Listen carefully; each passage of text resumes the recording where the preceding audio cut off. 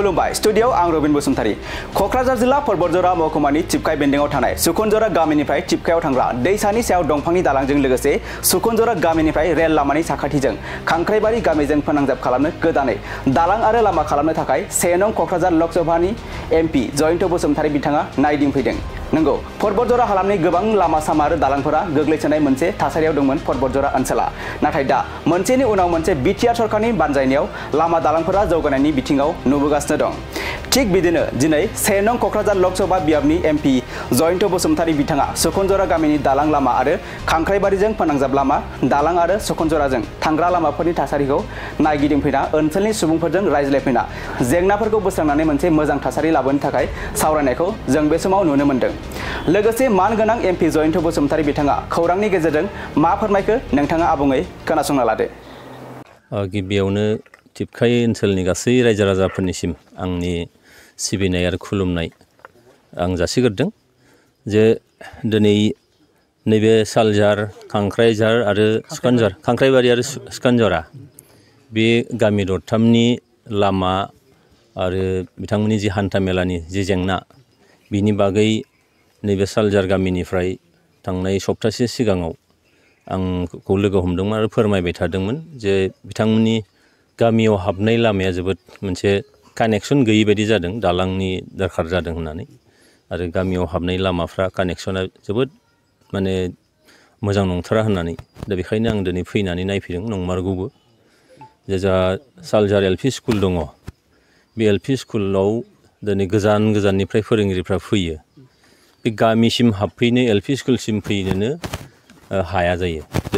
2 kilometre 2.5 kilometre गोजानाव गारि दोननानै थाबायबोनांगौ जायो।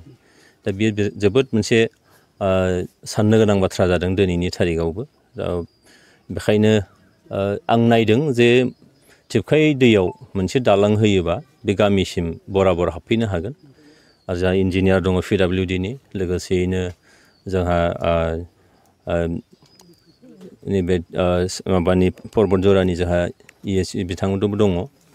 दा जों फैनानै नायफैदों आरो बे जेंनाफोरखौ बोरै सुस्रांनो हायो आरो बेसेबां जेंनाया बेसेबां माने बेसे गिदिर बेसेबां जेंना बेफोरखौ एसे नायनानै मोनदांनो हादों जे बे बांद्राय गिदिर खामानि नङा। बेखौ जोङो निस्सय नैबे दरथाम गामिनि जि कानेक्सन रड कानेक्सन आरो बियो बे कानेक्सनखौ निस्सय थाबैनो मावफुंनो हागोन आं फोथायदों।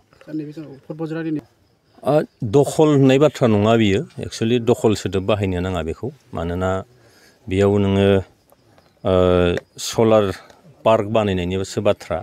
अलरेडि रेलवे डिपार्टमेन्टआ बेयाव नोङो कस्ट फेक्टरि खालामनायनि थाखाय बिटिआर गोरोबथानि मोनसे दफा बायदि आरो बिनि खाथियावनो सलार पार्क बानायनायनि खोथा। मानोना आं दिनै फैनानै मोनथिफैबाय दहाय हरनिफ्राय दासिम नैबे गामि दरथाम बा चिपकाय ओनसोलाव नोङो इलेक्ट्रिसिटिनि जोबोद मोनसे क्राइसिस जानानै दङ। दा बे जेंनाफोरखौ सुफुंनांगौ जायोब्ला निस्सय जोंनो बेनि मोनसे सर्स नांगोन आरो बे सर्सखौ बानायनो थाखायनो दिनैहाय सिन्था खालामनाय जादों आरो निस्सय बेयाव काउन्सिल सरकारनि होगोन होआ दासिमबोथ' थिरां जायाखै। नाथाय जोंनो पावार साप्लाइखौ निस्सय नांगोन आरो दिनैनि थारिखआव पावार साप्लाइ नङाबा जोङो लेन्थन सुनानै सोलिनो हानाय बे अबस्था नंलिया। दानि जुगा सोलायनाय लोगो लोगोनो गोबां माने बाथ्राफोर फैयो बेयाव। बेखायनो बे पावार साप्लाइखौ जों बोरै मोननो हायो, बिनि सर्सखौ जों बोरै मोननो हायो, बेनिखायनो सलार पार्क बानायनायनि मोनसे बाथ्रा सिखारदों। दा बेखौ निस्सय काउन्सिल सरकारा माइनरलि नोजोर होदों, बेखौ होनाया मोजां जागोन जाया। बेखायनो नैबे दखल बुस्थुखौ बाहायथ'यैया मोजां। बे दखलनि खोथा नङा बियो, जों होआबालाय सोर दखल खालामनो हानो आरो जोंनो नांगौ जादोंब्ला सोरनोबा बानायनोबो निस्सय होनांगोन। दा बेखिनि बाथ्रा।